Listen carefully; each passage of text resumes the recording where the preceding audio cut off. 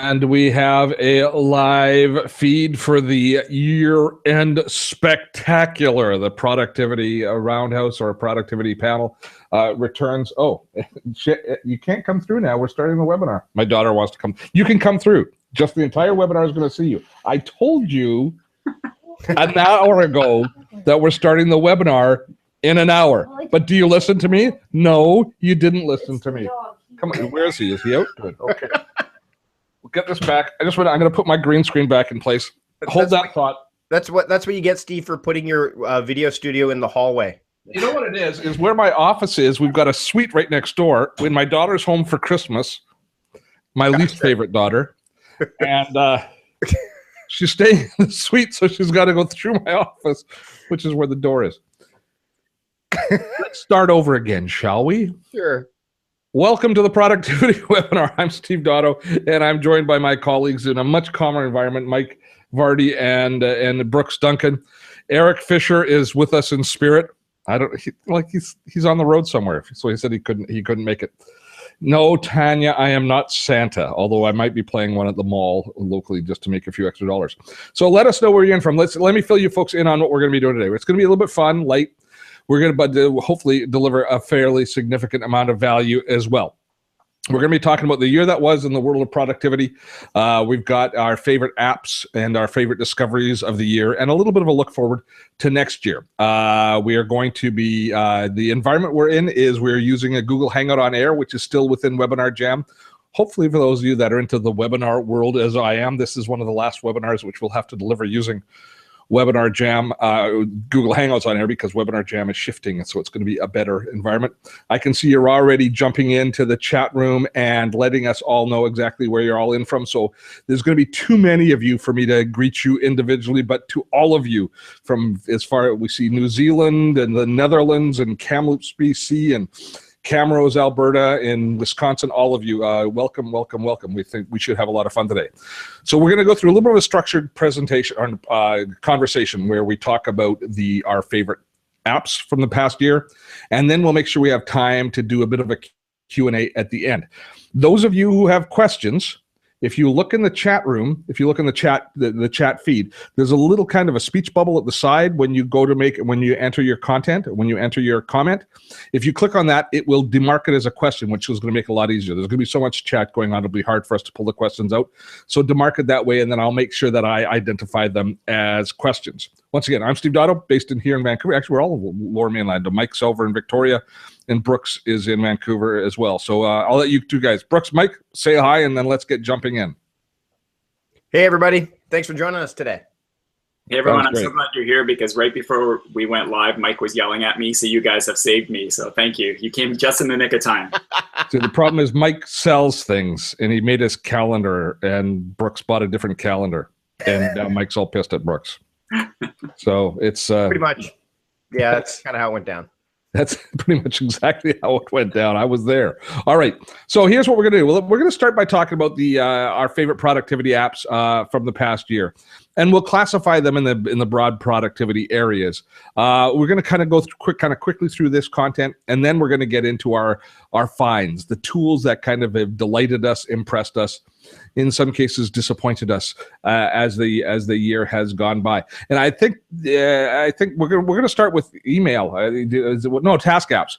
We're going to start with task apps. And for me, this is a big year for task apps, because I think that the bar has been raised significantly by at least 2 or 3 of the manufacturers. Now, Mike's specialty is task apps, so we're going to let him pick his top task app. And Mike, you can pick one. Oh, come on. I would say that in terms of the top task app this year, the one that's made the most headway with me is Asana. Yeah. The introduction of boards has been huge. It's going to convert a bunch of Trello users over. The idea to have follow-up tasks, to have custom fields, they've really taken a huge leap forward. So for those of you who really want to have an app that scales, that can work with just yourself or with a massive team, Asana is the one that's really taken itself to the next level. Good stuff. And so you can actually talk about the other ones as well. I'm going to create a new poll. Sure. I'm going to ask a poll. So the one that I actually have 3 that I need to use, and they're because my podcast producer loves Trello. So we've been using that, but we will probably move to Asana now that boards are there. So that's going to remove some bandwidth from that whole setup.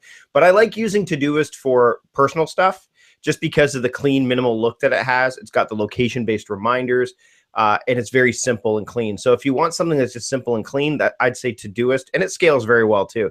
Todoist is really great, but Asana, like I said, leaps and bounds this year. Huge. So if I'm going to ask, just help me out, guys. So I'm going to ask the community, which is their favorite task app. I've got Trello, Todoist, Outlook, Asana. What else should I add? Wunderlist should be in there for sure. It's still quite popular. Microsoft hasn't wrecked it yet. Okay, and I'm also going to put in. I'm going to put in Google's Google Tasks. If you just use the tasks built into Google or paper, bullet Apple. journal. So if you're using the built-in ones in your iPhone or your Android phone, Google Tasks or Apple Tasks, I'll put those in as well. And we'll just put that poll up just to get a feel for which of the most popular ones is. So if you take a look in your polls on the side there, you should be able to enter the information. And we've got it going already. Todoist is leaping ahead. I love this. Do you see how it shows in real time? OmniFocus is still incredibly powerful. Again, it's Mac and iOS only. Mac only, guys. Yeah, exactly. And it's not collaborative. It's not collaborative either. Yeah. Todoist is holding its own. Yep, Smart Sheets up there. I mentioned To-Do is another one that's still it's been around for a long time. It's still quite popular. And you're right, Brooks. To-Do really took some huge leaps this year as well, right? I mean, you and I know a lot of people that moved to To-Do, number 2 do, right, Brooks? Yeah, absolutely. So what's your pick there, Brooks? I am old school. I still use OmniFocus. I started using it in 2012, I think, or 2011, and it still works really well for me. I'm not the type of person. Once I find something, I tend to stick with it until I have a reason not to. So yeah, but the limitation of it is that it's Mac and iOS only, which isn't really a problem for me. But kind of the bigger limitation is if you're working with others, it doesn't really scale. Yeah. So for that, when I work with other people, I tend to use Asana, like you guys. Yeah. But for 99.99% of what I do for myself, it's OmniFocus, and it works really well. And I can lend testament to Brooks' resistance to change, because he fought long and hard for us to have our favorite Palm Pilot app included today as well in the session. Just so you know. Okay. I was more a handspring guy back in the day. It's funny, we're seeing a lot of people mention a lot of different apps here, and if we did the poll with every single app that's out there, Steve would still be entering things into the poll right now. There's so many. That's the problem with task apps, and I like what Brooks said about stick with one horse and ride it, because eventually they're gonna increase it and add functionality. And I think case in point is my pick this year, which is Asana. Again, Mike said it earlier, but Asana changed their game dramatically by adding the ability to have cards. So it brought the best of Trello to the best of Asana's database structure, and for team management, for managing a team, and free for incredibly deep functionality. It's a winner. And as a matter of fact, for our new year, we have reduced our entire management system to Trello, to Asana, along with Slack, and that's our entire productivity system for managing a team of 6 people. So yeah, I'm a big fan of Trello. The way that they've implemented cards. You'll see a video coming out from me very shortly. I'm sure Mike's already written on it. If you're on the fence, it's well worth looking at. But I wouldn't say, would any of us advise people to shift from another task app to Trello to Asana just because of the new functionality? No, I would say that, if you've been hesitant on Asana because you've been liking it, but you've wanted that Kanban or that agile functionality, then now it's time to look at it. But if you're in a situation like me where you've had to have a couple of them because you're working with people who love Trello, but you're using Todoist or like this is the time where you could look at it and say, okay, I already know how to use Trello. Asana's functionality is very similar. I don't really have to think too much about making that change. It's when the problem is so many people make changes when they see something shiny and new that comes out and they're like, oh, well, I've heard so many great things about, like Notezilla. I'm hearing Richards mentioning Notezilla. I've not heard of Notezilla. Yeah. And Evernote is a task app. I mean, you guys all know my feelings on Evernote as a task app. It's not built for that. It's not designed for that. So for me, it's about finding a framework, something that works with your productivity, your personal productivity framework, and using it. And the three that come to mind immediately are, that are collaborative, that work on multiple platforms, are Todoist, Asana, Trello, and then probably Wunderlist. But again, Wunderlist is still, I'd be hesitant with Wunderlist just because you don't know what Microsoft will do with it. I wouldn't be at all surprised, and we'll talk about a little bit this later, if something happens to Wunderlist this year, but I'll talk a bit more about that later. I'm just adding one more poll question here.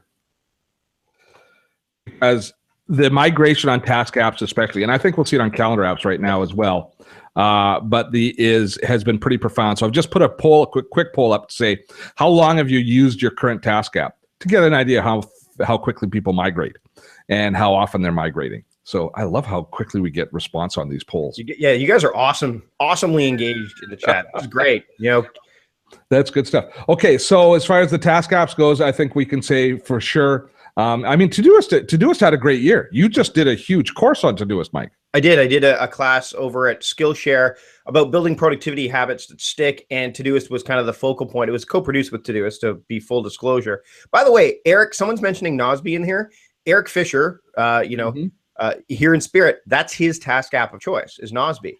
So, I mean, again, so many different options out there. Now, we should just point out, and let's do a quick spelling, because people have asked about spelling. I think the ones that they're confused with are Asana, Asana. Nosby is Nozbe, is it? Nosby? Yep. And I think all the rest of them are pretty self-evident. Wunderlist is the Wunderlist. Why are we even asking me to do spelling? Because that is not my strong suit. We need your editor on here. Okay, so I'm sure once we get into the Q&A, we'll be returning to the world of task apps, but I kind of wanted to talk about the general trends. Calendar apps it was a sad year as the calendar community mourned the passing of the calendar app that most of us used and liked for so long, because Microsoft bought it and they were jerks and killed it, and it's sad. And who is the one that killed it? Microsoft. Yeah. Sunrise is the sun has set on sunrise. Yeah. So I just gave up, and I just live in Google Calendar. I just said screw it, Google Calendar, and so I've just given up. And to be fair, Google Calendar, especially when you get the new apps on the smartphones, are pretty robust, especially if you're on Android. It kind of rocks in Android. The whole Google family rocks in Android. But I don't miss that much because but it's just, for me, I've just capitulated and gone to Google. So Mike, what are you doing? I am using, this is where I go Mac and iOS, and I use a company called Busy Mac makes one called BusyCal. And I like it because it unifies all of the calendars really easily that I have across multiple, emails. Because when we're running the sales emails and all that, I want to see the coaching stuff. So I need to see multiple calendars really quickly and easily. I like BusyCal. I think that's the one. It's an instance of, I've seen the one that Moleskine makes for iPad that really got a lot of great design awards. I can't remember what it's called right now. Somebody else might be able to find that. But I tend to use BusyCal because it's just got smart filters built right in. It's just got that user friendliness that I like. I miss Sunrise. I don't like to use the Google Calendar interface on the Mac or like on the web. And I wasn't really a huge fan of it on iOS after trying it for a while. So I would say BusyCal is the one that I'm going to stick with. But this is one that I'm open to making the switch to if something magnificent comes along and blows me away. So which calendar should we put up in the poll to ask people which ones they're using? I would say Google Calendar, Outlook. Apple's Calendar app. Fantastical is one that's being mentioned, and that's the one I used to use. Okay. But the weird thing about calendar apps, just to be clear, is that they tend to be more native than web-based, like we see with task apps. Like Brooks, what are you're using Google too, right? Yeah, I use Google Calendar, and I do use the web-based one. I find it works well for me. I don't have any complaints about the web-based Google Calendar, but on the Mac anyway, I also use Fantastical, but I just really use it for entering appointments. The natural, and like a quick view. But I still use the Fantastical 1. I never upgraded to 2 because 1, again, this might be a theme. Fantastical 1 worked well for me, and it seemed, somebody in the chat can correct me, but it seems like Fantastical 2, they moved to more of a busy cal model where it's a more big, full-featured calendar application, and that's not what I needed. I just needed something that lets you enter appointments quickly and see, just in a little strip in the side of your screen, your appointments. So that works really well for me. But I'm curious to see what the other people use. So Ken's asking if you can see the results of the polls. If you look in the right-hand side of the screen, there should be some menu items at the top with chat, and you should see polls there, and that should show you the exact output of the current poll that we have up, which is pretty telling right now with this group. 55% are in Google Calendar. Yeah, and I should say, I really hate to admit this, but as a result of Steve's videos, I started using the Google Calendar app on mobile. And that actually is a really good calendar app. I like the way they display it. I like kind of the thumbnails, the visual way it works. And so I actually really like the Google Calendar mobile apps. And that's a Steve Dotto special, that one. So why do you hate to admit that, Brooks? Come on, you're hurting me in my happy place. But the thing I love about that is the contextual information that it draws from the rest of the world around it. Pulling in, if I put in, I'm having lunch with Brooks at the tea house, it puts in an image of the tea house restaurant. It gives me the Google Maps. It puts in your image. It pulls all that stuff into the mobile version, and so it gives you a little bit of a richer context of when you're putting in information. I find it a little not arcane, but a little labyrinthian to enter appointments in it, because it gets a little bit confusing. It's like you can't click and create an event. It's like, what is it? Is this a meeting? Is this a it's got a variety of different ways that it does it. There's a lot of tabs. Yeah. Yeah. So that's the negative side, but the positive side is it's a nice, rich, and beautiful environment. When you're going to a nice place for a meal, especially, or you're going to a sporting event, having the image of General Motors or Rogers Arena, or the place that you're going for the hockey game or the basketball game or the football game or something, or the concert is pretty cool. That's a cool aspect. The other thing about Google the iOS app and what Google Calendar's integrated is, because there was that app, and it's escaping me right now, that Dan Ariely made, the one that they acquired, that was behavioral. It basically was able to say, okay, this is where we can fit in stuff if you want to do certain goals and tasks. Oh, that's Google Goals. Yeah, and they rolled that in from something they acquired, which, man, I used to use the calendar app that it was before. I'd have to look it up. But that, there are some really cool things. I think Google's putting a lot of energy into their calendar app versus, say, a task app, because, obviously Google Tasks, while there, isn't exactly the most robust of task apps, but their calendar apps are definitely quite good.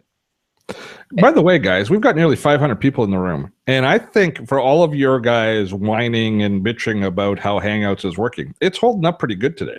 Yeah, the one thing is, I guess the polls, we can't see poll results. I don't know why that is. Oh, maybe it's a setting here I have to go to make the public. No, you're not seeing them in real time? I can see it. I just posted a screenshot. Maybe I can see it in real time, but I don't think they can. So we may have to share it or something like that. So interesting. That's a user error on my side. I'm looking here at the polls. So if you don't have chat room polls, offers, videos. Yeah, they won't see that. I think they can. I think they can just see what they can vote for. Let me see if I end the poll. You can't. It doesn't give me a public sharing option. So I'm sorry. So we won't do any more polls. The bottom line is, out for the calendar choice, Outlook was 19%, Google was 56%, BusyCal 2%, Fantastical 6%, Other 5%, and Apple iCal got 12%. So that's like both on the phone, iOS, and the thing. But 56%. That's probably the biggest number we'll have on any productivity app all day is Google Cal. Yeah. So I've been posting screenshots of the poll results so people can click on that and see it. Brooks, you're just you're a mensch. Good. That's good. That's good. We're about to dive into contentious waters with the organizer thing next, aren't we, Steve? Yeah, let's do that. Let's let Brooks start, because apparently Brooks was basically flayed alive by one of his community. So what's your favorite organizer app, Brooks Duncan? Right. Well, some of you may know I tend to break things up quite a bit. I have different things in different places. So for what I call my file cabinet documents, so my long-term document storage, I just have that saved in files and folders on my computer, and then I have it synchronized to box.com. That's the cloud platform I use so that I can access it. So that's those. But for pretty much everything else, except for some text files, I use Evernote. I started using Evernote back in 2008. They have had some rough waters lately. And I can understand why some people have chosen to move on to other platforms. But for me, it works well for what I do. So I'm still an Evernote user. Yeah. And what happened to you yesterday? A reader emailed me, maybe you're on this, so hey, if you are, and he was upset at my promotion of Evernote, even though I haven't written an article about Evernote since July. And that was how to export out of Evernote. But he felt that I was not responsible to keep promoting Evernote, even though I don't. But he felt that the service is in some rough waters, and that we all should not be talking about Evernote. But I use it, so it's an app that I use, so I kind of have to, I'm not going to say I don't use it when I do. So exactly. Well, it's been very controversial lately. By the way, the people who are saying that they can't see Brooks' screenshots, look for Brooks in the chat, and there are links that are in the chat that will have the screenshots. So they won't appear anywhere in the natively in the feed. You have to click on it to see the screenshot. So Evernote went through a little bit of a issue, I think would be the best way to describe it, over the past 2 weeks, when they announced in their terms of service that they were allowing people to look at your notes. And the privacy people went crazy. I had tons, I imagine you guys did as well, of people writing me saying, Evernote is invading my privacy. We have to get off Evernote. What am I going to do? When are you going to talk about this? And after about a few days of Evernote taking it on the chin, the reason that Evernote was doing that, by the way, is they have machines that go through your notes to classify your notes, to optimize them for search, because Evernote at its heart is a search engine. It's designed, Evernote's value, when you start to collect a lot of data into it, is finding that data again through search. So they have to classify the information, and they use a machine language. They use a machine to do that, the computer. But then they want people to be able to go in and look at the machine's classifications and then determine whether or not the machine's doing the right thing. The people that go in, according to Evernote, never see who your account is or see any detail about you, or they're just basically looking at the content and saying, this is a recipe for bouillabaisse, making sure that it is a recipe for bouillabaisse so that it's being classified correctly when you go to do a search. That's all. But because of the furor, they backed off on this, and they say people can't look at it anymore. I don't know if that's going to ultimately harm Evernote's ability to perform as a search engine, but it made the privacy people happier, and so Evernote basically backed off on that. So the furor was a bit of a tempest in a pot of tea. Mind you, I don't know about Mike and Brooks, but I was willing to back off Evernote because I didn't want to be an Evernote apologist on this front. Right. I will be an Evernote apologist on how much they charge for their service. I have absolutely no issue. Those of you who think it's too expensive, I think you're crazy. It's the heart of my productivity system. I want Evernote to be a profitable company. I want them to be around forever because I'm planning to use them. I don't want to have to move. So I'm happy to pay the, $70, $80 a year or whatever it costs me to have access to it for a tool that's central to my own personal productivity system. But I didn't want to be an apologist about the privacy thing because that's just a lost space. I was getting ready to move down. Look, there is one thing I will say about the privacy thing, and this was true before the terms of service change. And let's clarify real quick, Brooks. Yeah, go. They didn't change the terms of service. They were going to. It was as of January 2017. They hadn't made the change yet, and they backed off. So it wasn't like the change had happened. So that way, sorry, I didn't mean to cut you off there, but yeah, the one thing I will say about Evernote that is good to keep in mind and is related to this possible ability for employees to read your stuff is, at least to this point, they have not encrypted their data on their servers at rest. Now that is going to change, I believe, but at least as of right now, I don't think, unless somebody corrects me, the data is not encrypted like other services are.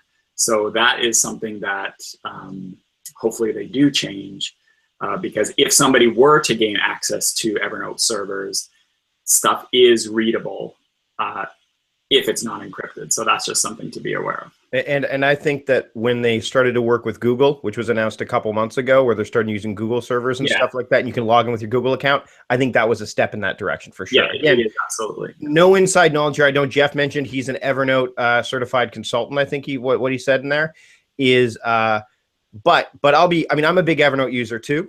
Actually going to be doing a webinar on Evernote in the next couple weeks with Charles Bird, who is a huge Evernote user as well.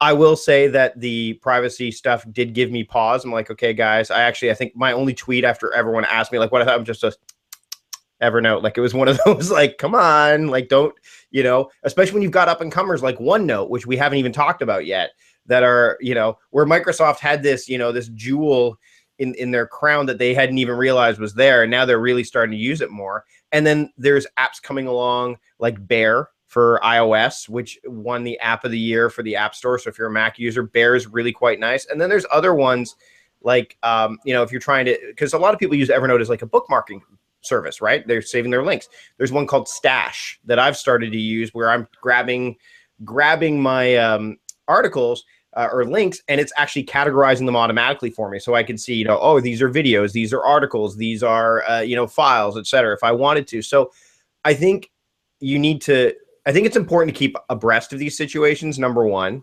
because it is your data. Number two, remember, whatever you put in the cloud, Steve, you've said this many times before, it's in the cloud. So if you don't want it in the cloud, don't put it there. Like, I'm sorry. I'm just reading the chat. And Friar Wade, who is, I think, the only priest we have in the room right now, is posting how he does not, just assuring the community, he does not post confession logs in Evernote. Unless he does it, he should do it like parishioner 001, parishioner 002. But that's just it, right? Like, don't put your tax forms in Evernote. Don't put them on Google Drive either, or if you're really worried, don't put them there. But I mean, you have to be responsible. So any of these services, use with intent and be clear about it, and you're not going to have the issues. And to the cost of Evernote, where I'm seeing a lot of Evernotes getting greedy, think about it this way, and this is, Steve, I know you mentioned it too. If Evernote cost money from the beginning, you'd be fine with it. But now that they're charging because they need to make the service better, because, they can't do it for free, and VC money eventually runs out, you're going to have to pay for stuff. It's just the way it is. So if you don't want to use it, that's fine. But to call it greedy, I think that, you got to look at what they had offered, and you're looking at what they offer now, and you're saying, oh, well, this is what they used to offer. Now it's charging us X. I think that there's a disconnect there. I think you need to be more, I think you need to consider that into account, right? Because I probably, certainly with the community, with you guys, I probably evaluate as much software as you do, but to the general public, we evaluate an ungodly amount of technology. When I look at actually implementing a product into my workflow, I won't do it if it's free. I simply won't. If there's not an economic model attached and I see a path for them and that they're not going to get acquired and changed and shifted and that sort of stuff, I just won't make it part of my toolkit anymore. I'll certainly show it and showcase it, and because others, depending on needs, you might be very interested in some free tools. But the bottom line is, once it's entrenched in my system, I don't want to have to carve it out and figure out a new way of doing things. I want that tool continuing through. So there better be an economic model making it viable moving ahead. All right, let's move on. People are asking us to move on, and that's fair. Okay, so next we're going to be talking, and I figured out how to make the poll work so that people will see it, I think. So next is email. So which tools should we be incorporating in the poll for email? I've got, right now, I've got Outlook, Gmail, Apple Mail, Mailbox, Thunderbird, just for the way back, because I know Brooks is probably in Thunderbird. What else is there? What else should we have? Spark for Mac. Spark? Are you serious? Yeah, It's almost nothing. More popular. Okay, if you say so. You live in a bubble, Mike. I don't know, Brooks. Have you heard of Spark? I have heard of it, and it's funny. A friend of mine, actually, Mike, you know, his name's Jason. He is by far the pickiest guy I've ever met in my entire life. Hopefully, he's not on this watching. And he just decided to ditch mail and tried Spark, and he actually really, really likes it. Okay. For me personally, I'm a web Gmail guy. I'm one of those people who has all the keyboard commands muscle memoried and fly around the Gmail web interface with my fingers. So I don't personally use at least on desktop, I don't use a mail program, but I've heard good things about Spark, and I've heard more and more bad things about mail.app. So I don't know if that's something a lot of you guys. So the other one that probably should be mentioned is, do you have Google Inbox in there, Steve? Not just Gmail? No, Gmail and Inbox have to be considered one. I don't know. Okay, well, it's too late. I've got the poll going. Let me explain why.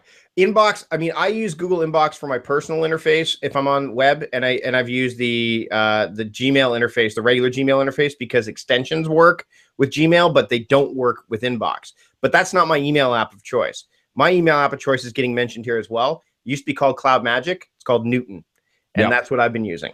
Why? Really quickly, it's got the integrations with Asana and Todoist and Trello that I'm looking for, so I can quickly add those things to the apps and get out of email as quickly as possible. We should point out, it's also got a desktop version, doesn't it? Yeah, it does. It's $60 Canadian a year, I think, or $60. I think so it's not free again, but it has all the functionality of Boomerang with the send later option, so you'd be paying for that.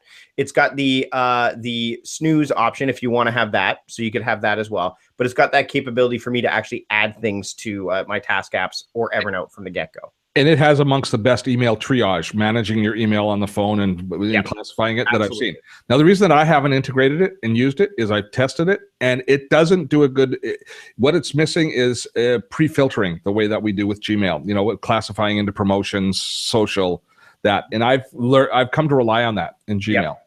So until they can incorporate or respect those filters coming through, I can't use Newton. But I think it's going to be next year. Could well be my email app of choice. For me, it's Google. And we're seeing tools like Mixmax and SaneBox, which I use. I use SaneBox. Those, I don't consider those to be like the email apps. I consider those to be like email add-ons that make your email experience better. So I definitely use SaneBox. But I don't use Mixmax is awesome sauce. I love Mixmax. Yeah, I mean, so I think that when you're talking about email tools, it's like what app is the primary, and then what are the add-ons like Boomerang or Mixmax or SaneBox that you use. So yeah. Should point out for the community, Mixmax, I've got a video on it on the YouTube channel if you're interested, but its strength is it will allow you to actually, I think its biggest strength is read receipts, being able to tell who's read your content and replying to it. So if you're into marketing of any sort and you're sending out emails and you want to know who's read it and you want to know for follow-ups and stuff, Mixmax has a really nice mix of supply of services that are available. But now, are you all getting the poll now? Because I'm going to end the poll, and everybody should see. Yeah, Gmail. It's Gmail. You know, this verifies what I'm planning for my content mix next year, if nothing else, of the type of videos that I'm going to be doing. I'm going to be doing a lot on Google Calendar, a lot on Gmail. Yeah. You guys in Mailbox and Thunderbird, you're screwed. And look, Mike, nobody uses Spark. You were wrong. You know what? You could be right. Maybe it's just a Mac bubble thing. But Unroll.me got mentioned too. Unroll.me, Streak. Like Unroll.me, I like. Yeah, those are good for unsubscribes for sure. Like I go into Unroll.me and see like all the stuff. But Steve and I had an issue with Unroll.me because I was using it and Steve was sending me emails and it was grabbing his actual emails that he was sending me. So again, any automation tools you're going to use, make sure you check to make sure they're actually going to automate the right things. Yeah, because my email service sends it under Steve or info@dottotech.com, and Unroll.me was just looking at dottotech.com and rolling it all into newsletter subscriptions, even though it was coming from me personally. So Mike didn't end up doing a bunch of work, and it ended up messing me up terribly. It was a bad day. All right. So that's the basic productivity apps. We'll return to this in the Q&A when we get back and answer questions about specific products that I know people are going to have. But the real fun is what we're about to do now is we're going to talk about our secret weapons, the ones that we found that have really changed how we do things, and the little gems. So I'm going to let Mike, do you want to start out with the first gem? Sure. So you're talking about the secret weapon. One of my secret weapons, actually, let me grab it real quick. Okay, hold on. Okay, well, while you do that, Brooks, you go ahead. You do yours. Yeah, Brooks, you go ahead. Mine surprised me because I was one of these people who always thought, ever since the iPod 4G, I think, my first iPod, I've always just used normal earbuds. I've never bought third-party headphones. Just a sec. Speaking of that, we're getting crosstalk from somebody. Mike, I think it's yours again. Go ahead, Brooks. And so I've never bought third-party headphones or anything like that. But finally, as a present to myself, I decided to finally cave and buy a pair of noise-canceling headphones. So I bought Bose QC20s. And I keep hearing people who fly with them who swear by this stuff. And I was working at a cafe and I tried it out for the first time. Uh-oh. I think people are saying looks like the should things have are frozen. People back now. Yep, we're back automatically. So you know what? So I'll explain to people what happened. Is they can't see my interface, but there was an end poll button at the top of the screen and an end call button at the bottom of the screen. Oops. Steve clicked on the end call button. This was not Google Hangout. This is a bit of a user design issue, interface design, but it was totally my fault. So I'm humbled. Many in the chat room thought it was the Russians. So Steve, the part that we've already done, is that still going to be available to people? Yeah. I'll stitch them all together and we'll send out an email to everybody with a full webinar recap of all of the resources. So anybody that's lost, we and Brooks has the political comments coming now. That's good. Yeah. Combination of Obama, Trump, or maybe it was the FBI guy. He decided that he wanted to check it out, and then we'll look later. And then it turns out it wasn't. It was Steve. This was 100% mea culpa. I screwed up. It wasn't Hangouts on Air. A little bit of criticism of the webinar jams design, because the end poll and the end call were both on the same screen. All right, let's jump back in then. All right. So my secret. So we were talking about our secret weapons, and Brooks was talking. Yes. So my secret weapon is the Bose QC20 noise canceling headphones. Now I am somebody who likes the in-ear style. Other people like I don't like having cans on my ears, but other people might prefer that one. And I was never a believer in these sorts of things, but for the first time I tried it out in a cafe that I was working at, and I flipped the switch, and it was like the first time that I got glasses. I almost dropped my coffee. I couldn't believe it. And so I'm there working away. I got in this total zone of focus that I had never been in when working in public. And then after a while, I decided to go grab a glass of water. So I turned it off and I was in shock. There was this big dishwasher going right near where my seat was that I had no idea was on. And yeah, these things are just phenomenal. So they're great for traveling on airplanes and stuff like that, of course. But just for focus, if you're in a noisy environment, noise canceling headphones are pretty great. So I put Bose QC20. Could you put a link in? Now, are those wired or Bluetooth? I got the wired ones, which I know these days is not super future-proof, because I had heard that the wireless ones, can you even use Bluetooth headphones on a plane? I don't even know, but I had heard that they have a newer wireless one. But I had heard their noise canceling, and someone can correct me if you have experience, I heard the noise canceling isn't as good as the wired ones. And I figured, since that's the whole purpose that I'm buying these things, I can someday, when I upgrade my phone, I can live with a dongle if I need to. Yeah. That's a good suggestion. Good headphones, they are great. So you got the in-ear type though. Yeah, I personally did, but a lot of people like the out-ear ones as well. So they really create a bit of a seal around the ear canal. Yeah. Okay, good stuff. So the Bose noise canceling headphones are Brooks' kind of secret productivity thing. I'll follow on because and Mike's got us getting his stuff ready, because it's in a similar vein, and it's all about I was amazed this year. I used it earlier, and then I finally bought it. And that's a product called Focus at Will. And Focus at Will is music streaming music service that you stream through that assists you in concentration.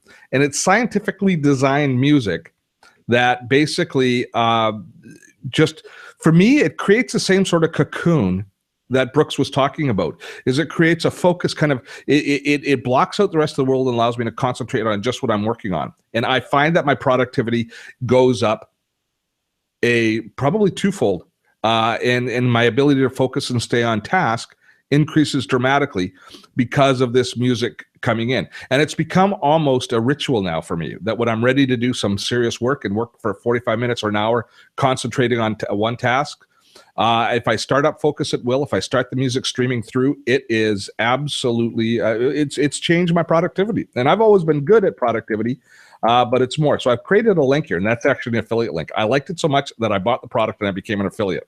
So there's a 15-day free trial. It's not cheap. It's about $150 a year, I think, is the price of it. So it's not an inexpensive product by any stretch of the imagination. Try the 15-day trial, and then I'd love to hear feedback from people. I know a lot of people say, I can just do a playlist using Google Music or using Apple Music or other tools. The difference is when it's familiar songs, to me, and I'm pretty sure the science backs it up, but I'm not positive, it invokes memories. And it does allow you to wander when you hear songs that are familiar to you. None of these songs are familiar. They're all composed specifically to assist concentration. And there's a variety of different styles of concentration. Everything from quite raucous music to very restful music. And there's also different energy levels that you can choose. Play with it, try it. It has changed somebody who was already significantly accomplished as far as the amount of productivity I get done. It made me better. So that's me. Steve, Focus at Will. Did you, Steve, know that one of the men behind Focus at Will was from the band London Beat? Remember that song, I've Been Thinking About You? No. Yeah, he's one of the people that's behind it. Quite now you got to go. Now you got to Spotify or look up I've Been Thinking About You by London Beat, and you'll know the song. Yeah. I've got mine right here. This is my secret weapon. Xena Princess Warrior Mike. This is the Muse meditation headband. Now, I got it. You figured people are laughing at you right now, Vardy. I know. Yeah. Well, I figured. So this is what this does is it gives real-time feedback with the app you can use on Android or iOS, and it senses brainwaves. And what it does is it's kind of like you wear your Why is the red light flashing? It's not seeing anything right now, Mike. No, it's right now. There's nothing on. There's nothing on. It's not like that. But what happens is you actually, and I knew I was opening myself up for this kind of thing, but I figured it would offset you killing the webinar early, so now we could shift things my way. So what it does is the app actually during meditation sessions, you hear it senses your brain waves, and you want to try to calm the weather that you're hearing through your headphones. So it's kind of a meditation training tool, and I've gotten really, I've been practicing with it for a while. I really, really like it. It is like biofeedback, it's like EEG stuff. And I really enjoy it. So I love the comments. If anything, it's helping me with meditation. There are other apps out there like Headspace and Calm and stuff. I really like this. I happen to get it on sale, which was helpful, but I put the link in there. If you're interested in checking it out, you can. I mean, meditation in general is a good productivity secret weapon. And I think that this is something that you might want to try, especially if you're a gadget nerd. So there you go. That's mine. Put it on again, Mike. You want me to put it on again? I want you to wear it for the rest of the webinar. No, I'm not going to wear it for the rest of the webinar. So this is it right here. Yep. And it's not like the BS of the Q ring, which I don't think I ever owned, but I won't confirm or deny that. There you go. How much does it cost? It's about the same price as Focus at Will for a year, so it's about $199 to get it. $189, $199. You have to, but it lasts. You don't have to buy a subscription. No, it's once you have it, which is why I purchased it over Headspace, because now I own it, and it's I don't have to pay a recurring fee. Can I hack it? Can I make it shock you? No, you can't. That's the Pavlok, which is made by. There is a tool that does that too. I also will not confirm or deny that I have that over there. Yeah. So Rob is right. A focus at will, a combination of that and noise canceling headphones would be great. And Mark wants you to bedazzle it.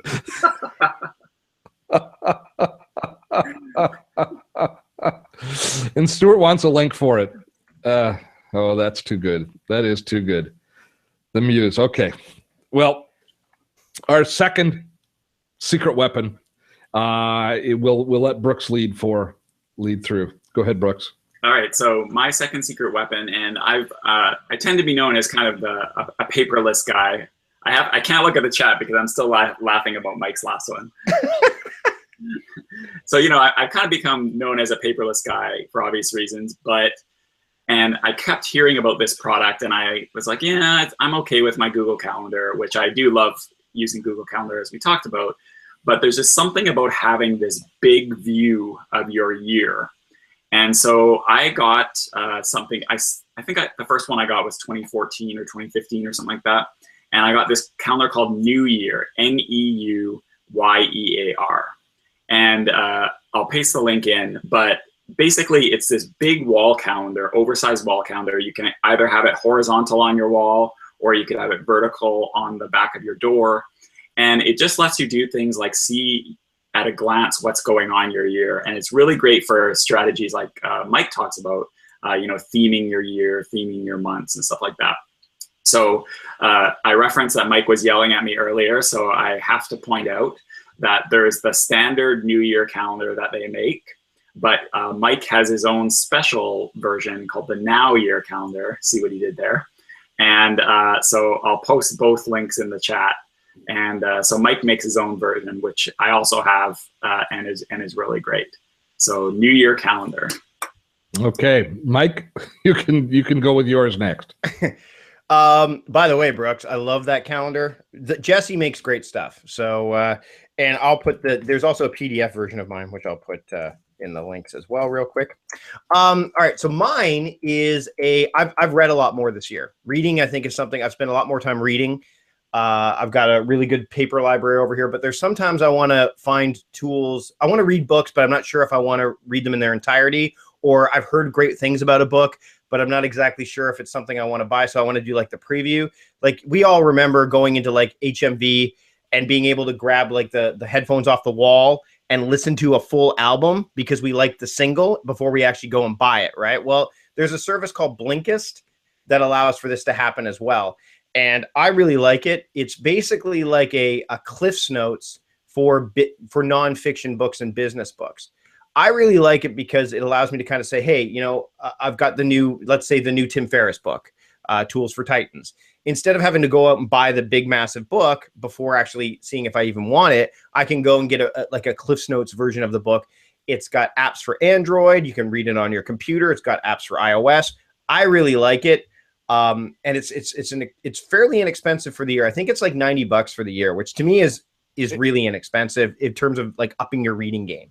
Does it give you a succinct enough summary that you don't need to read the book? In a lot of cases, yes, especially for business and nonfiction books, because if you read a lot of those, and I know we all do, there's a lot of anecdote, good nugget, anecdote. You know what I mean? Like there's a lot of filler. It removes a lot of that. So while I don't consider a Blinkist book, meaning that I read the book for the year, it means that I got the general message out of it. You can save things to Evernote with it. So if you want to start to grab some quotes or some summaries, and it's also got links to buy the book directly. I've got an affiliate link here because they've got a deal on right now. So I'll throw that into the chat as well. What are you reading it on? Are you reading it on your smartphone or on an ebook reader? What are you consuming? I generally read it on my iPad. But there it is right there. And does it have a link to, like, can you open the books in a Kindle or a Kobo? No, you can't. You have to buy. Yeah, I don't think you can. Well, you might be able to do it in Kindle. I'd have to look. Let me take a look here. That in Kindle. Real quick, I'll see if you could do it in Kindle. I don't see. On my phone. No, it doesn't look like Kindle. Oh yeah, send reads to Kindle. Yep. You can send your reads to Kindle, and there's audio versions of the Blinks too. So if you want to listen to things on the go, you can do that as well. So Blinkist is the and Simon, like you're saying, they're padded out.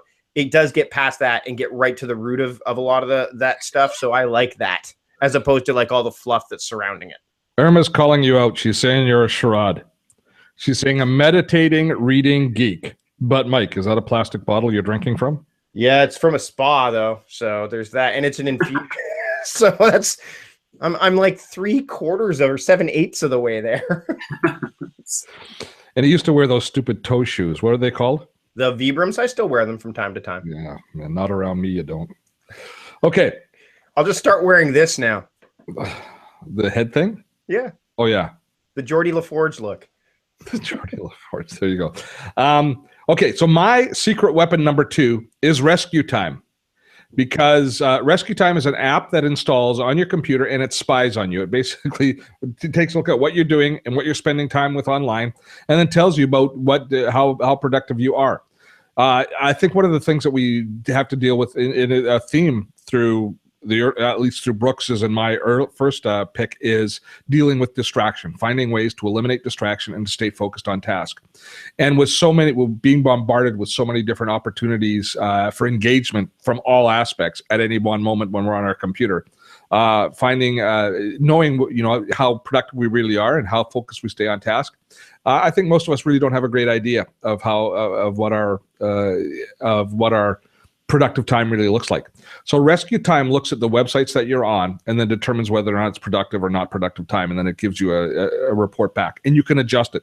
For example, when I first set it up, it says that you spend like 25% of your day on YouTube. That's unproductive time because it would think YouTube is unproductive time because it's just looking for things and it's not actually producing work. However, for me, YouTube is where I actually produce my content, so it's productive time. So you're able to get a snapshot on a daily, weekly, monthly basis of just how productive your time is spent sitting at a computer. And now you might think that that's a little bit frivolous in some ways, in the fact that when I'm sitting at my computer, I'm working. But here's what it will help you with is maybe you can reduce the amount of time that you do spend at the computer if you can increase the productivity percentage. So if you used Rescue Time, say, and you see that you're probably going to be in the 50 to 60% productive time sitting at the computer, and you say, I don't have time to exercise, well, there's that 40% delta there when you're not really being productive on the computer. So if you could increase to maybe 80% productive time, you might be able to recapture that hour a day that you want to do something else that's of benefit. So if you enter using a tool like Rescue Time with a strategy, I think it can be a big productivity bonus moving ahead.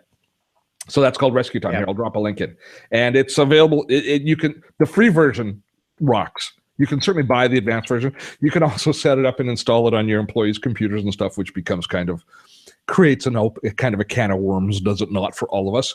But it does, and you can also choose sites that it doesn't register you spending time on, should you choose to.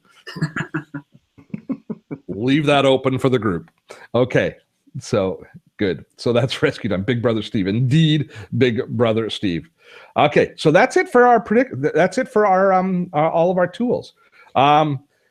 Really quick, should we do the predictions? We don't need the predictions. Do we want to do predictions? Let's do the prediction because okay. let's do them quickly. Okay, Mike, go ahead. Wunderlist will be fully absorbed by Microsoft, and they'll use it somehow with Outlook or Office. Period. Okay, Brooks. Pretty much any scanner or that type of device that comes out will have the ability to scan straight to a tablet or straight to the cloud. They're not going to be focusing just on scanning to computers anymore because more and more people are ditching the computers, period. Okay, my prediction is Evernote's going to piss us off at least twice. That's a conservative prediction, Steve. That's it. And I think OneNote is gonna benefit. OneNote is a rocking. This might be the year OneNote really catches fire. I like OneNote. I like what it's doing. A few tweaks to OneNote, and it's ready to roll. Yep. So that's it. Okay. So now let's jump into questions, because we will try and keep. Well, anybody that has to leave now, if you do have to leave, because we try and keep these to an hour, and we're definitely going to go over an hour once we start answering questions. There'll be a replay send out, so you can just jump ahead and you can watch the replay link when we're done. So we'll jump in and do the questions. But if you do have to leave now, on behalf of myself and the team, season's greetings. I can say Merry Christmas. Merry Christmas, everybody. And we hope that you have a wonderful new year heading ahead, and that you found a little bit of fun and maybe some good ideas with our webinar today. So let's jump into the Q&A and let's see how we're doing. We've got a lot of questions. We do. In the Q&A. Okay. People are asking for a PDF of what we talked about. Do you want me to work on getting that put together for us so we can send of it all out? of our picks? Yeah, like everything we talked about, like all of our picks, links, all that fun stuff. Do you want to? If you're willing to do that, sure. I will make that happen. Well, So, wow. There you go. That's awesome. Oh, we should before everybody leaves, we should tell them you've got an offer, right? Oh, right. Yeah. Tell us about that. So where's that offer? It's in the offers area, right? I'll send it forward. You talk about it. I will send it out. Yeah. Okay. So that Skillshare class I talked about near the top, I've been given 100 free enrollments, which means you don't have to sign up for Skillshare you don't have to pay the 99 cents to get Skillshare Premium for 3 months, which is again a great deal. You can get the class for free. I've got 100 of them redeemable with the link Steve's putting in the offer now. So if you want to take my new class, Building Productivity Habits That Stick, where I focus on a tool like Todoist, but I basically help you build a framework that you can use with any of the apps we talked about, even paper. You even use it with paper because I show some paper stuff in there as well. I know Brooks is checked out now. Just put in the headphones, buddy. Put in the headphones and you won't even hear any of this. You can go to the link that's in the offers and it's for the first 100. Now, if you miss out on it, you're watching the replay, you may have to use something. I've got another link, which I will throw into the chat room here as well, which I think people will be able to see. And that just gets you the 99 cent option where you get 3 months of Skillshare Premium for 99 cents. And by the way, anyone that gets in this class, whether you use the free link or the 99 cent one, you will get 3 months of Todoist Premium for free as well. There's a code in there to get that. So if you want to use Todoist, that's an option. So a whole bunch of goodies just in time to start the new year, if you do in fact start your new year in January. There you go. All righty. That was just great. That was a brilliant pitch for your free thing, Brooks. Or Mike, thanks for doing that. All right. So now let's work our way through the questions. And I think what I'm going to do is I'm just going to start at the bottom and work our way up. I'll start at the top. We'll work our way down because we'll get the most current ones because there's some that are way back in antiquity. So somebody comment about productivity loss when you keep switching apps. OneNote versus Evernote, Richard is saying. And you're absolutely right. There has to be a profound reason for you to switch apps. Unless you don't have your life and your commitment based in one app. But that's one of the things that I always consider to be a challenge with the videos that I produce is I produce 3 different ones on to-do apps, and then people are saying, well, Steve says I should use this, and the other thing. And really all I'm doing is trying to showcase what they all do. And I still use Evernote, for example. Or I'm, on the Asana bandwagon. So that's, I think that there has to be a profound reason for it. Mike or Brooks, anything to add?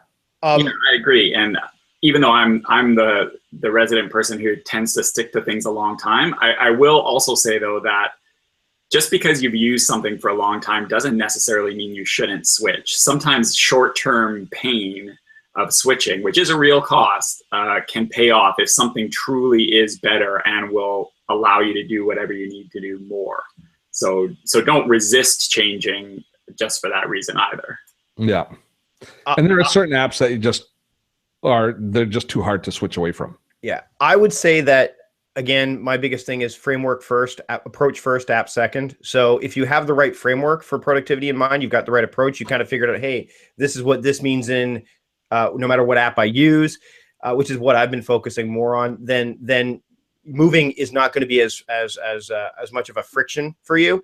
But again, don't move unless you need to. Like there are lots of people that are actually converting back to, again, Brooks, plug your ears, paper. They're using tools like the bullet journal, or they're capturing in, there's so many different options for that because people want to simplify it. So I think that the key is if you're going to move, have the bandwidth for that learning curve to learn the tool, but bring your approach into it. So that way you're not trying to learn, okay, how do I not only need to learn how to use this tool, but how do I learn how to use the system that it requires me to use, right? So I think that's important to note too.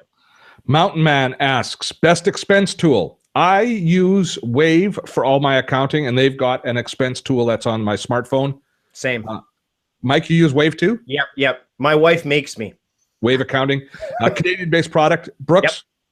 I don't use Wave. I use QuickBooks Online and Expensify when I'm traveling. But if I was to start all over again, I'd use an all-in-one thing like Wave or something similar, or Xero or something similar like that. Yeah.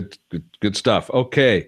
Rijan asks, have you encountered anyone using a hybrid bullet journal with a task app? Mike, that's for you. The rest of us don't care. Yep, I have. Some people, what they'll do is they've modified the bullet journal, which again, great thing about bullet journal is you can use it the way that Ryder teaches you and then make it your own.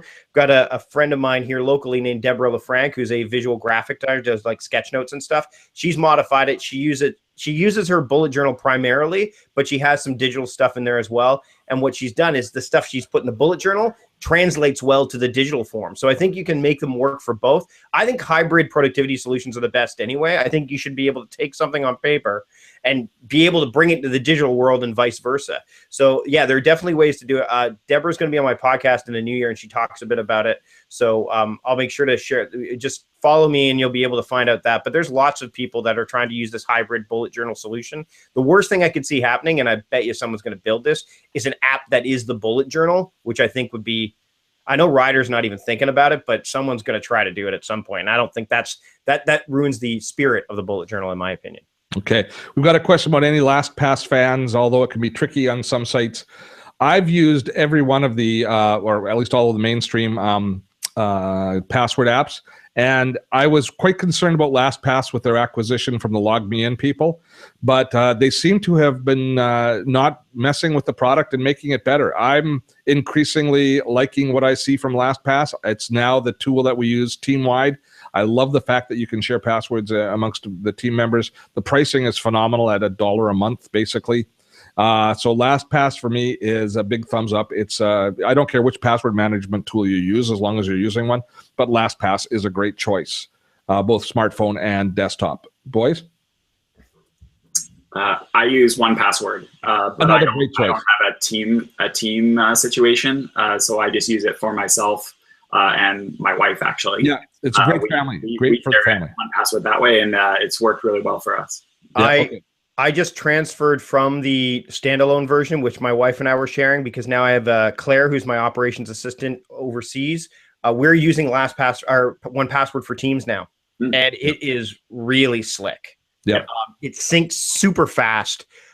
There's a lot of really great things about it. So, I mean, I think that, and I think they just announced, I mean, I got something in the newsletter from Dave at 1Password that's like, you know, you can get 3 months for free right now or something like that if you sign up. So I like it a lot. LastPass they haven't screwed it up yet, like you said, Steve. I don't know if they will. I think that LastPass is relied a lot on by a lot of people who need, you know, virtual assistants and want to share things with their team. But 1Password is definitely kind of like Asana going after Trello a little bit. 1Password is definitely doing the same, which is interesting because Agile, you know, was a Mac standalone thing for a while with 1Password. They added the Windows stuff to it, but now they're going to the web, kind of like Text Expander, whereas the Omni Group is steering completely clear of that. You have to wonder if the Omni Group at some point is going to say, you know what, we need to kind of go into the web space because it's, you know, that's where the money is. That's where the audience is. Yeah. So any of those, nobody's mentioned Dashlane. It's another good choice. But I certainly, you know, this is a case where I don't make a recommendation other than you use one and you go with it.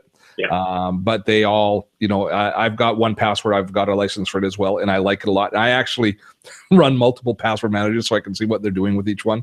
And I think that, yeah, they're all great choices. So I don't think you can make a bad choice. The only bad choice is not doing something in that space. Next up, we've got a question about, does anybody use Google Voice? No, it's not available. It's not available in Canada. So so Harry, so none of us would have done a webinar on it because we haven't had access to it. So that's why it's not. The Google Suite for work. I haven't actually bothered to use it. I've just always found the free suite to be more than enough. Any thoughts? I use the Google apps that we've had for a long time. That we have never gone to the Google Suite for work. I think they've changed kind of the way they're calling them now, like the terminology. Mm-hmm. But I don't really. I mean, I use Google Drive for all my writing, and it syncs up with Asana really nice. I actually showed Steve this the other day, where you could copy you get your link right into Asana, and everything can be done right within Asana there. Same thing with I think Todoist does it with Dropbox, but not with Drive per se. But No, not really. I mean, I think I'm just sticking with apps. I'm spending more time in Google Apps though, with with the use of Drive and stuff, because I've got people all over the place that are working with me. Okay. Rajan asks if we have any recommendations for specific capture tools. I am just all over Scannable.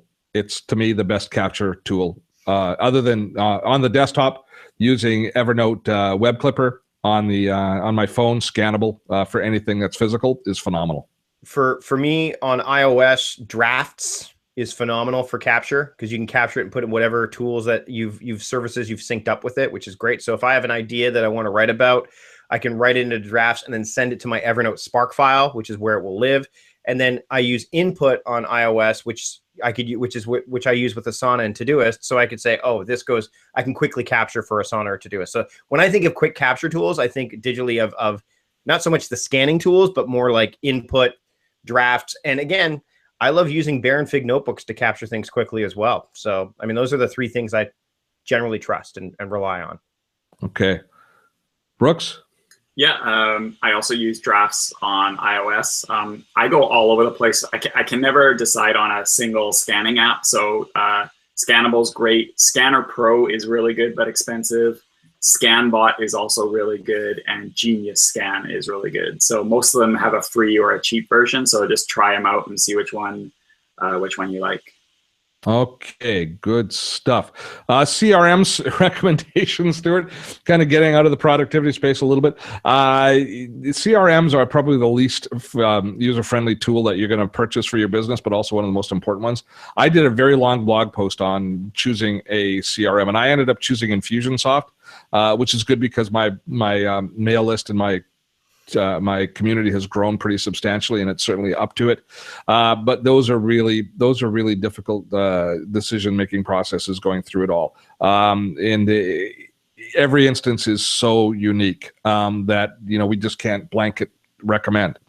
But I would dedicate like a 3-month search, and then once you decide, don't look back. Just learn to use the tool that you've decided on.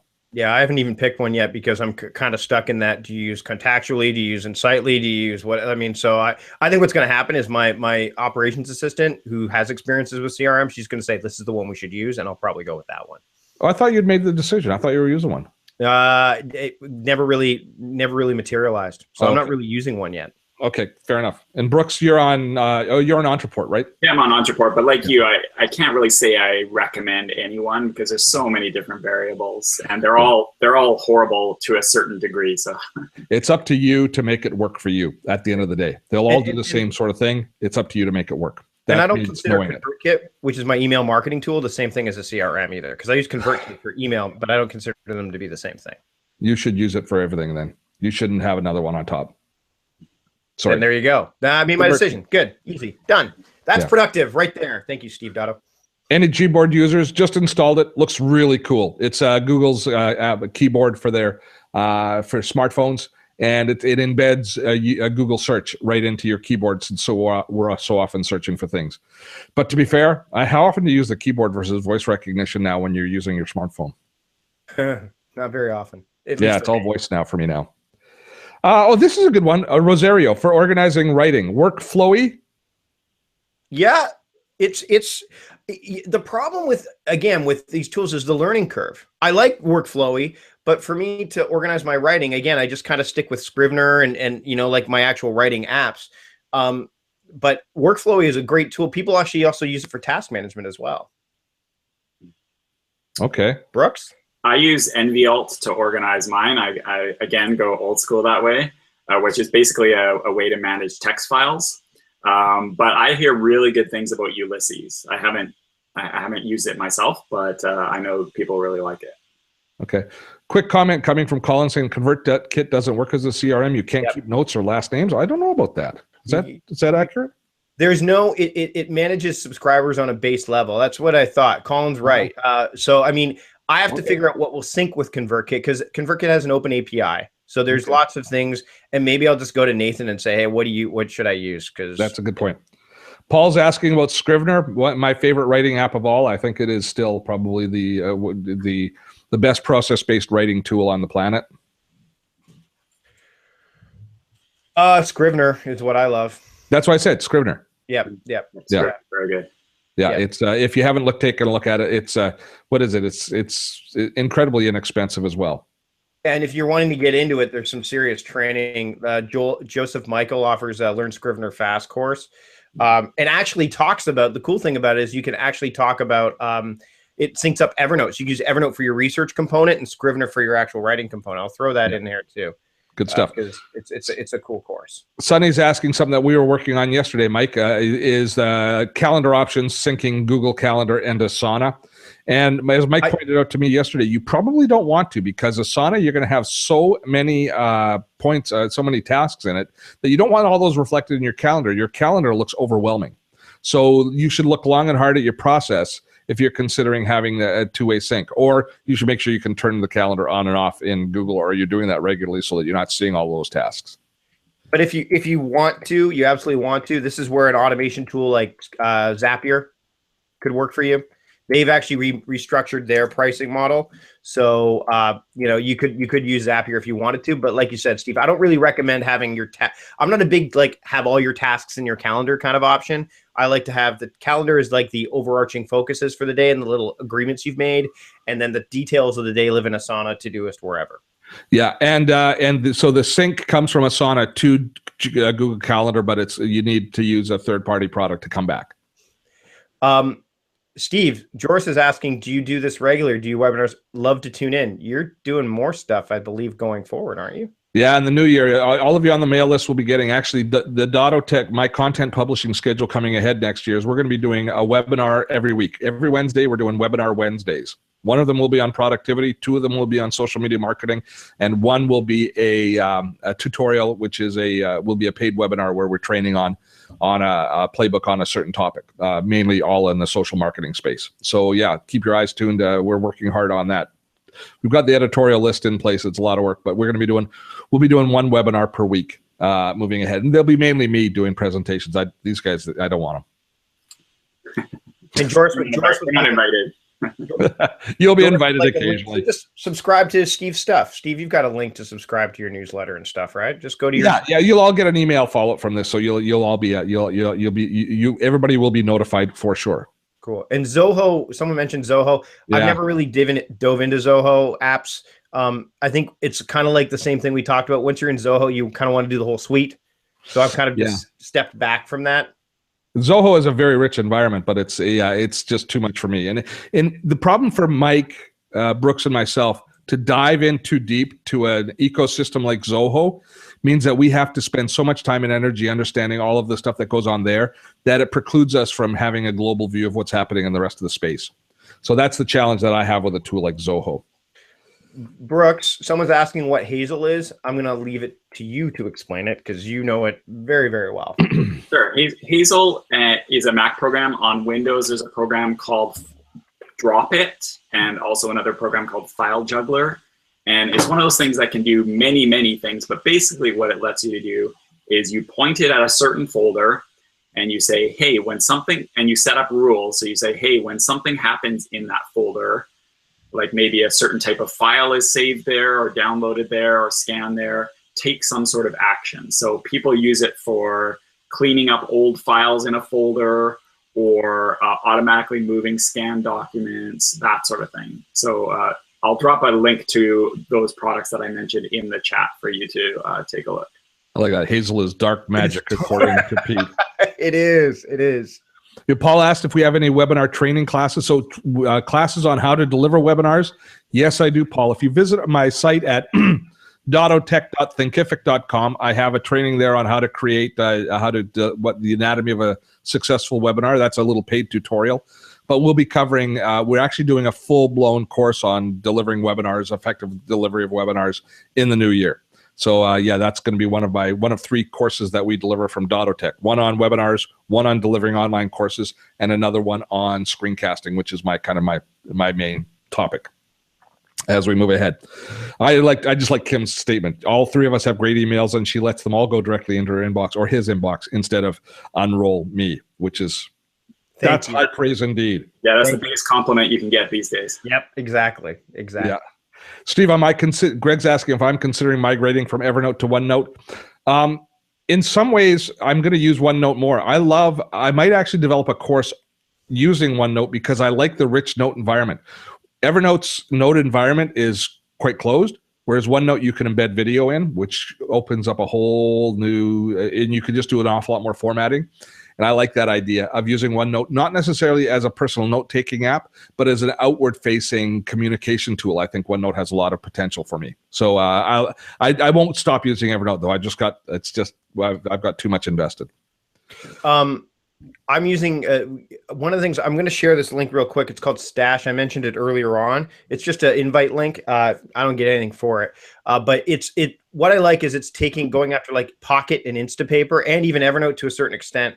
It looks really, really cool because, it automatically senses, okay, what kind of article this is. Is it a video? I mentioned it earlier. But the other thing is it gives you a reminder like, hey, when do you want to look at this again? Do you want to look at it like on the weekend? Do you want to read it tomorrow morning? So that Instapaper Pocket, they don't have that built in. You'd have to actually go manually do it. So there's some interesting stuff that's being built on top of, like, on the heels of services like Instapaper, Evernote.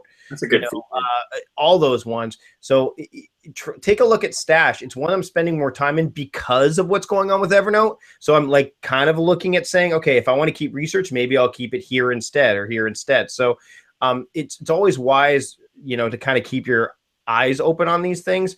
Doesn't necessarily mean you have to, jump in and do it. But, I just wanted to share that out there with everybody. Now, Rosario has brought us back to the world of CRMs and is asking about how about the trend to segment audiences through tags and triggers, et cetera, so that email marketing service that doesn't feel like a sociopath chasing people. That's a big issue. And as you're growing your mail list, it becomes more and more relevant. We've just gone through a process ourselves. Our mail list is about 30,000 right now. And I just sent out an email to my entire list, excuse me, asking each person to tell me what topics they're interested in the new year moving ahead so I can send them less email that's more relevant. You lose a lot of people when you do that. The bottom line is anytime you send out a questionnaire like that kind of gets into the nitty gritty of your business, you get a lot of people unsubscribe, which isn't a bad thing because you only want to be sending to people who really are interested in your topics. So on the Autotech side, we have segmented our list into productivity and to people that are interested in video, people that are interested in online courses and webinars. So we're creating a lot more structure. So I think that's a great trend, but it's a hard thing for online marketers to do because if you don't do it right from the beginning. But it is certainly worthwhile progressing. And all of the tools that we've been talking about from CRM perspective handle that sort of functionality very well. Infusionsoft does it well, Entreport does it well, and I know ConvertKit does it as well. Yeah. Any thoughts on that, guys? No, I think you nailed it there. I got somebody in there asking about like what happened with Instapaper, the new acquisition. For those of you who use Instapaper, Pinterest bought Instapaper and made it free. It used to be a paid premium. You'd have to pay like, it was like $3 a month or $3 every, $9 every 3 months. When something goes free after being paid, to me, that's like, oh, what are they going to do? So that's another reason why I'm exploring other options. And Avermaster, I use Pocket. Again, you're either an Instapaper user or a Pocket user. That's kind of the way it's been for most people. So I've never really moved to Pocket from Instapaper. But when Instapaper got acquired and made it free, which you'd think would be like, oh, good, now I don't have to pay for it anymore. I'm like, hold on a second. Is Pinterest going to shut it down? Are they going to just roll it in to the technology and do something like that? So yeah, that gives me some concern. Okay. Paul asked if there's any courses on Scrivener, but Brooks pasted in the link for that. Sharon asks, any suggestions for particular tools for backing up, either cloud or backup disk? And Brooks, you're my go-to guy for that. Yeah. So at the very least, you want to have, or at least I recommend you have a local backup. So on the Mac, if you use Mac, just get an external hard drive, plug it in, use Time Machine, which is built in. On Windows, same thing, get an external hard drive, plug it in, and use file history. Sorry, the name escaped me for a second. So those are free and built into the operating system. So you definitely want to be using those. If you want to use an online backup service, there's lots of good ones out there. The one I personally use is called Crash Plan, but Backblaze is another good one. And there's lots of other ones as well. And this used to be a big problem, but now there's more services that are based in Canada too. Some people, for whatever possible reason, may not want their data stored in the United States. So there's a service I just came across called Easy Backup with a Z, as we say up here. And that is a backup service where their servers are based in Saskatoon, which seems like a pretty good place for a backup server. You're not going to fall into the ocean from an earthquake like we are. So that's something you might want to look at as well if you're Canadian. Mike will be able to predict it with his headset. Okay, Paul again. Yeah, the course on Scrivener. We don't have any courses. I just dropped it. I just dropped it in the chat. Yeah, I just dropped it. Yeah. So, Paul, if you go to my link that I put there, it's called Learn Scrivener Fast, and you can check it out. There's a link there. It's a bit.ly link that I dropped in. Okay, I'm just going through scanners. We've kind of covered off the scanning tools. Looking for an alternative to Outlook that has drag and drop tasks to calendar. Jen. An alternative to Outlook that has drag and drop of tasks. So you're talking about from email to your calendar. I don't have anything that has drag and drop, but if you're in the Google ecosphere, you can convert any email into a task or into an event on your calendar. That's the way that I do it. Any suggestions, guys? There's one for Gmail called handle.com, where you could take things from your email and put them into a calendar as a task app, as a task. I think it's free still. Again, I don't like working out of email. I don't like having if anything, I like having emails become tasks, and then I like to have those separate. Those three things exist separately: email, to-do list, and calendar. But if you're into that, handle.com. I'll put a link. What about the ecosystem that Eric uses? You mentioned it earlier, and I've lost the name. Oh, Nosby. Nosby will do that. Oh, Nosby does. I think it does the same thing as. But again, handles for Gmail, so keep that in mind. If you're, it's a Gmail. You won't be able to get it from there, but now you can get it from that one. Okay, Gosson is asking. I didn't hear anyone talk about IFTTT. Is there an issue with it? No. IFTTT works great for a lot of different applications. Using it all the time. Yep, IFTTT. The thing about IFTTT is that it's generally consumer-based stuff, so it's like not business-oriented. Although they are entering that play with applets instead of recipes. I don't know why they changed the name from recipe to applet. That to me was kind of weird. But Zapier used to be way more expensive. So I think if you're going to go with automation, if you're more business set oriented, you'll use Zapier. If you're more personal with a little bit of business, you'll use IFTTT. So Scott is talking about a tool I don't know, Typinator on the Mac, and he's saying that there's something like it for the PC. That's like Text Expander, really. That's what I thought it might be. Yeah, Text Expander on the Mac and PC is the bomb. It's web-based, yeah. The only reason I didn't make it one of my secret weapons is I figured Brooks would, and it let us down. But one of the first apps that I install on any new computer is Text Expander. I could not live without it. Yep. Same thing. Yeah. Like they said, Typinator, that's another one where when they went subscription, people got upset, which is fair enough. But Atext is one that is an alternative that people like, and Typinator is another one that people like. But Scott, Buzz, if you look at our friend Buzz mentioned one too, which I can't remember what it was called. Buzz, who has been on our things before, I should mention that. Active Words is a very powerful one. It's like a mix of a text expansion tool and a launcher, like an Alfred on the Mac or Launch Bar or whatever. Very, very good, very powerful. But Scott, if you're looking for a common library between the two, Text Expander would be something you'd consider for both Mac and PC, because you then share the library and you share the same app. Do we have the webinar that we did with Text Expander where we talked about it? Yeah, it's available on my YouTube channel.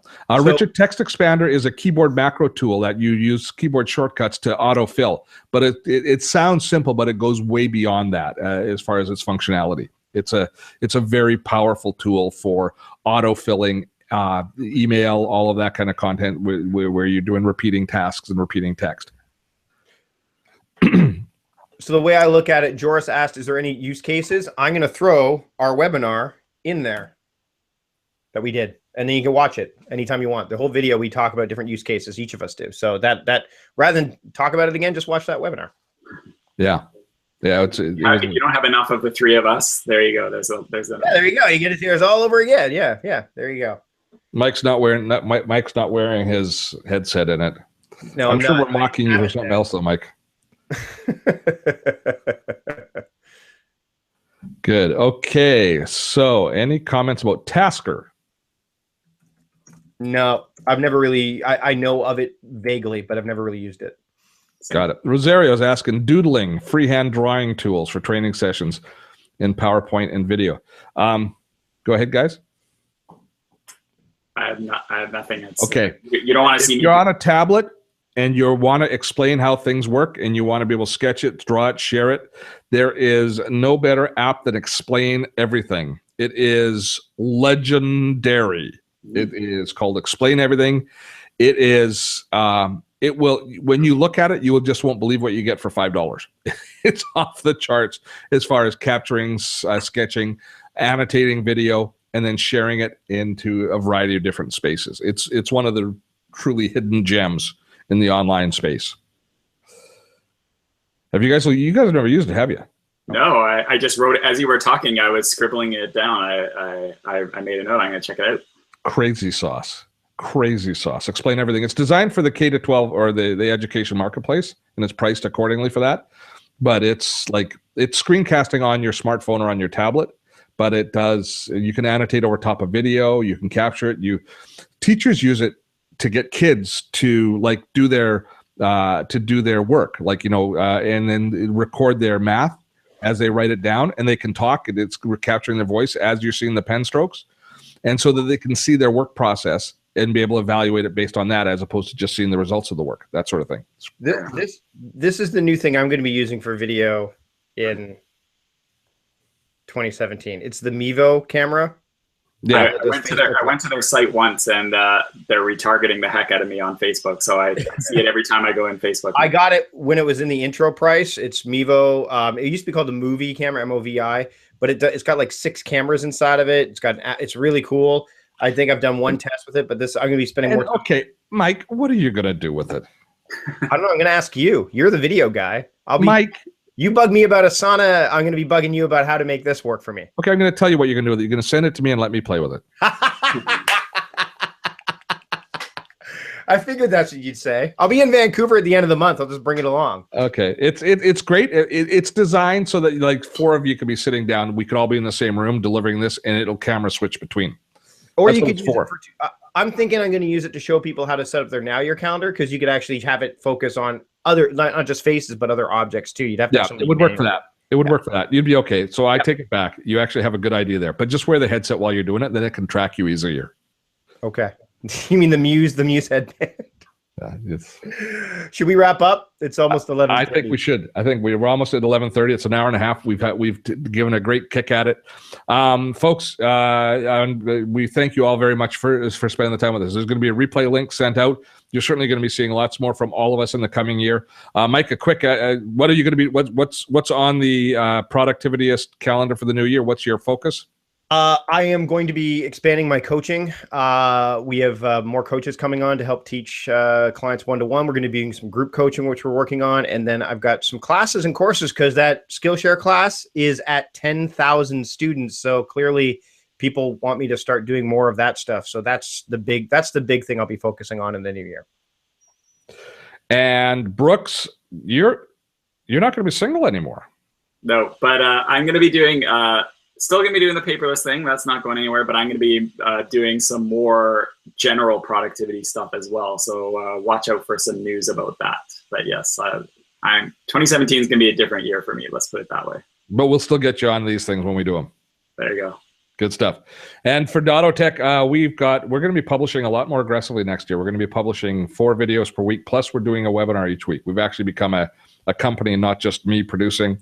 So we'll be doing 3 full courses, 12 mini courses, and a weekly webinar. So you'll be hearing lots from Dotto Tech. Certainly looking for lots of feedback from you on the content and the topics that you folks are most going to be interested in. Sorry we couldn't get to all your questions, but we had a terrific turnout for this webinar. And I think we had a lot of fun. I gave you some good ideas moving ahead in the new year, maybe gave you a little kick in the pants as far as making sure that your new year is as productive as it can be, which benefits the economy, yourselves, and all of of us. So on behalf of Mike Vardy and Brooks Duncan, I am Steve Dotto, wishing you all season's greetings. Until next year, have fun storming a castle. Thanks, everyone.